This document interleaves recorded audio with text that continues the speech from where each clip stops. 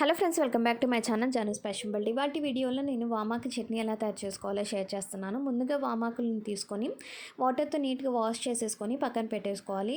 ఇప్పుడు ఒక ప్యాన్ తీసేసుకొని దాంట్లో ఆయిల్ బాగా వేడెక్కిన తర్వాత పోపు దినుసులన్నీ యాడ్ చేసుకోవాలి. ఈ పోపు దినుసులు కొంచెం ఎక్కువగానే యాడ్ చేసుకుంటున్నానండి. సో ఇక్కడ ఎండుమిర్చి యాడ్ చేసేసుకొని ముందుగా వాష్ చేసుకున్న వామాకుని దీంట్లో యాడ్ చేసేసుకోవాలి. దీంట్లో వాటర్ కంటెంట్ ఎక్కువ ఉంటుంది కాబట్టి త్వరగానే మగ్గిపోతుంది.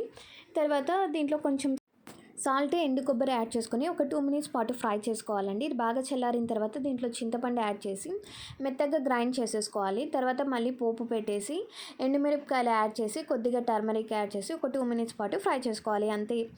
థ్రోట్ ఇన్ఫెక్షన్స్ ఉన్న వాళ్ళకి, కోల్డ్ కాఫ్ ఉన్న వాళ్ళకి ఇది చాలా రిలీఫ్ ఇస్తుందండి. డైరెక్ట్గా వామాకు తినలేము అనుకున్న వాళ్ళకి ఈ విధంగా చట్నీ ప్రిపేర్ చేసేసుకొనేసి అన్నంలో కలుపుకొని తిన్నట్లయితే కనుక మీకు చాలా రిలీఫ్ అనేది ఉంటుంది. సో ఇలాంటి మరిన్ని వీడియోస్ కోసం నా ఛానల్ని